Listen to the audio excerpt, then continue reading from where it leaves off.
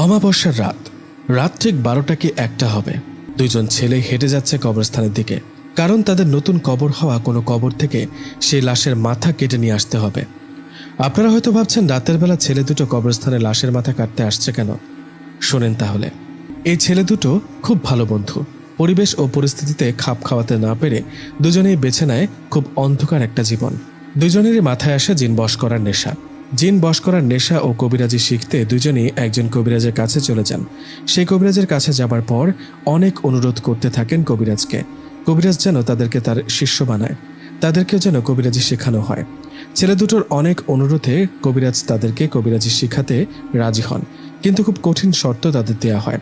3টা শর্তের মধ্যে প্রথম যে শর্ত ছিল সেটাই হলো অমাবস্যার রাতে কোনো এক কবরস্থান থেকে লাশের মাথা কেটে এনে কবিরাজকে দিতে হবে। কবিরাজের দেয়া প্রথম শর্ত পালন করতে অমাবস্যার রাতে কবরস্থানের দিকে এগিয়ে যাচ্ছে এই দুই বন্ধু। এদের একজনের নাম শাহাদাত, আরেকজনের নাম জয়নাল। অমাবস্যার রাত, গ্রামের রাস্তা একদম ফাঁকা, একদম গা ছমছমে পরিবেশ। শাহাদাত ও জয়নাল দুজনে হেঁটে চলেছে কবরস্থানের দিকে।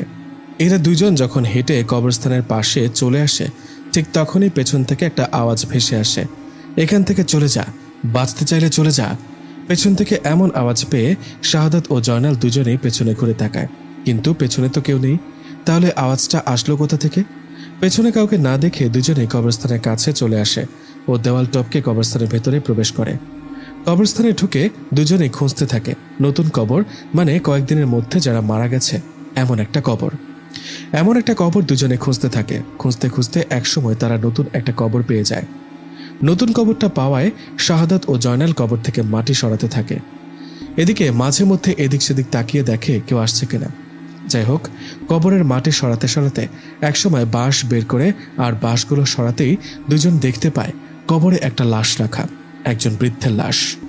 লাশটা দেখে জয়নাল শাহাদাতকে বলে, এই শাহাদাত, যা দা নিয়ে আয় আর লাশের মাথাটা কেটে নিয়ে আয়।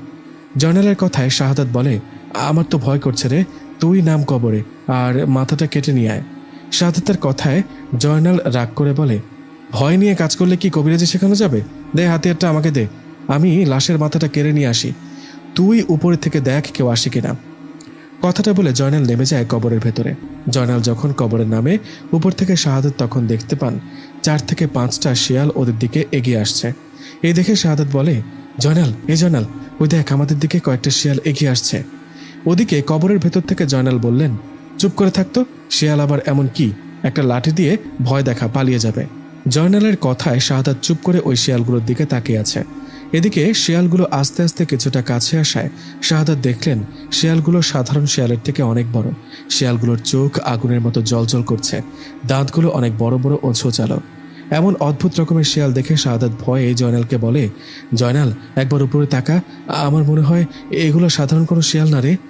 শাহাদাতের কথায় জয়নাল কবর থেকে উপরে তাকিয়েও ও নিজে দেখে বুঝতে পারে আসলেই এগুলো সাধারণ কোনো শিয়াল না। বিষয়টা বুঝতে পেরে জয়নাল বলেন, শাহাদাত, কি করব? জয়নালের কথায় শাহাদাত বললেন, চল পালাতে হবে, আগে জীবন বাঁচায়। কথাটা বলে দুজনেই পালাতে যাবে, তখন শুরু হয় ভয়ঙ্কর একটা ঘটনা। পালানোর জন্য জয়নাল কবর থেকে উঠতে যাবে, তখনই কবরের ভেতর থেকে কে যেন জয়নালের পা টেনে ধরে।